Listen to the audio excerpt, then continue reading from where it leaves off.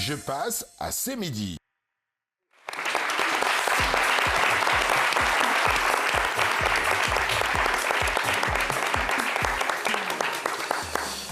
Madame Olga Yenou, directrice générale de TAFI SA, voilà. Vous êtes ingénieure électromécanicienne diplômée de l'INPHB de Yamoussoukro. Vous avez aussi le diplôme Advanced Management Programme de MDE Business School. Vous êtes, je le disais tout à l'heure, la première femme à avoir monté en Côte d'Ivoire une usine de transformation de fèves en produits semi-finis et finis, donc en masse, en poudre, en beurre, en poudre, en pâte à tartiner aussi. Voilà, et cette usine-là se trouve en zone industrielle à San Pedro. C'est 4000 tonnes l'année en termes de capacité au niveau de la première transformation et 100 tonnes l'année en ce qui concerne la deuxième transformation. On va parler aussi de votre parcours professionnel. Vous avez de 86 à 96 travaillé à CM Crown, qui est une entreprise spécialisée dans l'emballage métallique. Vous avez bossé au sein des services de l'atelier de production, du contrôle qualité, département commercial et logistique. Et puis, à 6 mois, de 96 à 2008, vous avez participé à la fin du montage de l'usine avant d'occuper plus tard des postes de responsable de production et directrice d'usine. Donc vous savez de quoi vous parlez, avant de décider de démissionner pour commencer votre propre société. Le démarrage du projet, c'était en 2008, et puis le démarrage de la production en 2012. Qu'est-ce qui explique ce timing, madame? Bonjour et bienvenue. Merci, bonjour à tous. Alors, ce timing qui semble très long est dû au fait qu'on a dû monter l'usine sur fonds propres.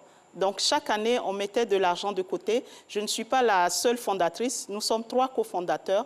Donc, le temps de rassembler l'argent petit à petit et de monter l'usine qu'on pouvait monter, ça a pris 4 ans. 4 ans, voilà. Donc, ça demande de la patience pour être un entrepreneur à succès. Exactement, de la patience, de la persévérance. Et surtout, lorsqu'on a un objectif, on suit l'objectif. Les choses se passent mal des fois, mais ça ne nous arrête pas, puisque l'objectif est très clair. Madame Olga Yenou, présentez-nous très rapidement votre gamme de produits, ces produits exceptionnels. Alors, nous avons commencé par ce qu'on appelle la première transformation qui permet de passer de la fève au semi-fini. Les semi-finis sont les matières premières des industriels chocolatiers et c'est des produits qui sont tournés vers l'extérieur, la masse, le beurre de cacao et la poudre de cacao. Pour notre marché local, là, nous avons des produits finis. Alors, le cacao est un produit généreux. Et on a voulu avoir une gamme généreuse. Il y a du 100%, c'est-à-dire de la poudre de cacao sans sucre. Les hommes adorent, donc c'est pour le père de famille. Ensuite, il y a de la poudre légèrement sucrée, et donc à 70% de cacao. Les femmes font attention à leur morphologie, donc un peu de sucre, ça va. Et pour les enfants, il y a de la poudre avec du lait et du sucre en même temps. Donc, voici un peu cette gamme-là qui traverse la famille et qui met tout le monde d'accord. Oui. Et en plus de ça, il y a de la pâte à tartiner à base de cacao de Côte d'Ivoire, mais aussi à base de la noix de cajou de Côte d'Ivoire. Super. Alors, comment vous vous démarquez aujourd'hui sur le marché? Quelle est la valeur ajoutée de vos produits? Alors, la valeur ajoutée, c'est clairement la dose de cacao dans nos produits. C'est du cacao que nous voulons vendre en premier lieu. Nous voulons valoriser cette filière-là. Donc, c'est pour ça qu'il y a de la poudre sans sucre, donc que du cacao. Pas de produits ajoutés, pas d'arômes ajoutés, rien du tout. On doit découvrir notre cacao et le déguster tel. Il y a du produit avec du sucre. On va aller jusqu'à 70% de cacao, ça fait beaucoup. C'est très intense. Hein, c'est très intense. Donc, notre point essentiel, c'est de la poudre intense en cacao parce que nous voulons toucher l'aspect santé du cacao. Alors, parlons d'aspect santé. Quel intérêt il y a aujourd'hui pour l'Ivoirien qui nous écoute à consommer du cacao tel que vous le présentez? Alors, des pays, les Européens, les Américains, ont des décennies de consommation. Ils disent que lorsqu'on consomme du cacao, c'est bon pour le cœur. Est-ce qu'on a des problèmes de cœur? Oui. C'est bon pour la circulation sanguine. Est-ce qu'on a des problèmes de circulation sanguine? Oui. C'est bon pour le stress. Nous sommes stressés. C'est bon pour la fatigue. En fin de journée, je vais prendre mon cacao chaud et ça me défatigue.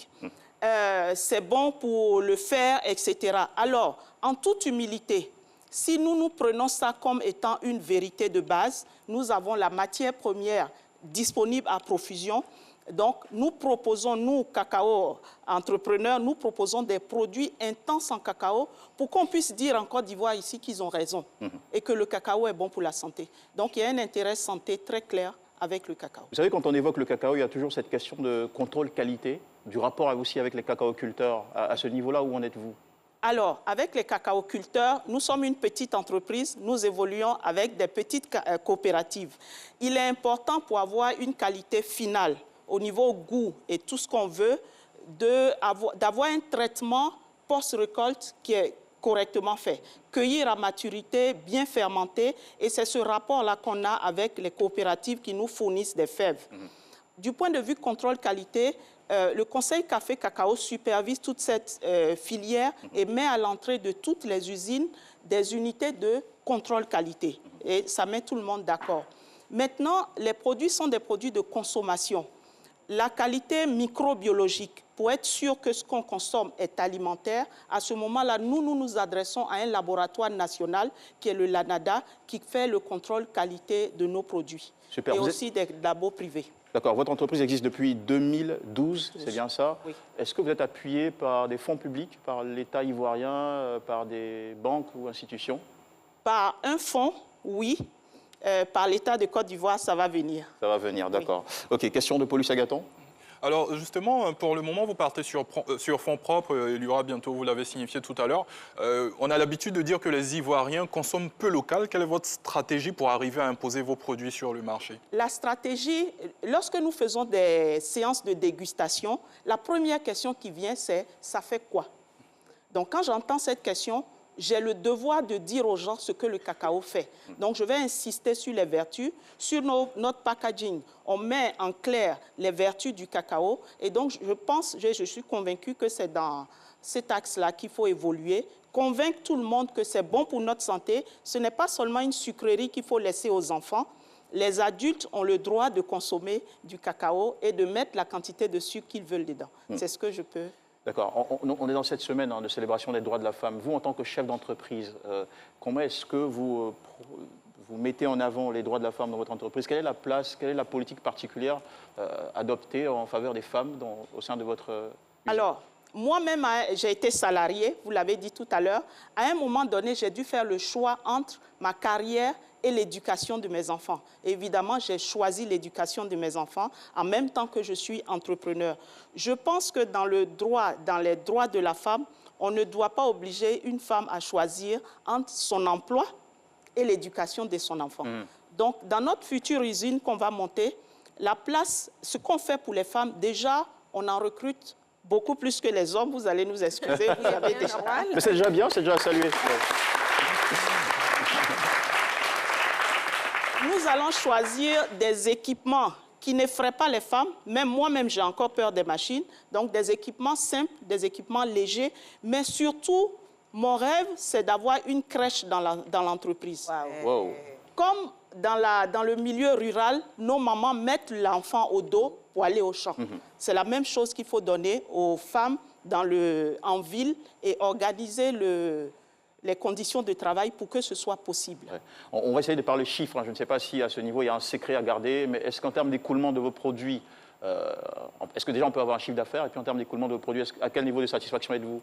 Alors, la satisfaction vient surtout des commentaires et des témoignages des consommateurs. Quand j'entends un consommateur qui a à peu près mon âge dire « j'ai retrouvé le goût du cacao que je consommais quand j'étais petit », là, je sais que j'ai réussi. Okay. En termes de chiffre d'affaires, on a commencé cette aventure de produits finis en 2016. Même si je ne donne pas les chiffres, je vais vous donner les rapports. On respecte ça tout de même. Oui. D'une année à l'autre, de 2018 à 2019, on a doublé le chiffre d'affaires. Wow. En 2020, la Covid nous a freiné légèrement. On a refait le même chiffre d'affaires. Et aujourd'hui, on va dans le sens de construire une véritable usine. Parce que là, ce qu'on a fait, on considère que c'est un test marché. On a mis des produits sur le marché. On a la satisfaction des clients. Maintenant, on va dans l'industrialisation. D'accord. Où est-ce qu'on peut trouver les produits de Tafi, les produits Tafisa aujourd'hui? Alors, les produits Tafisa sont dans la grande distribution. Nous travaillons aujourd'hui à ce que ce soit présent dans les boutiques de proximité. Okay. Et mon rêve, c'est que ce soit présent en plein marché Gouro. Allez, voilà, c'est clair. Merci beaucoup, Madame Olga Yenou, directrice générale de Tafisa.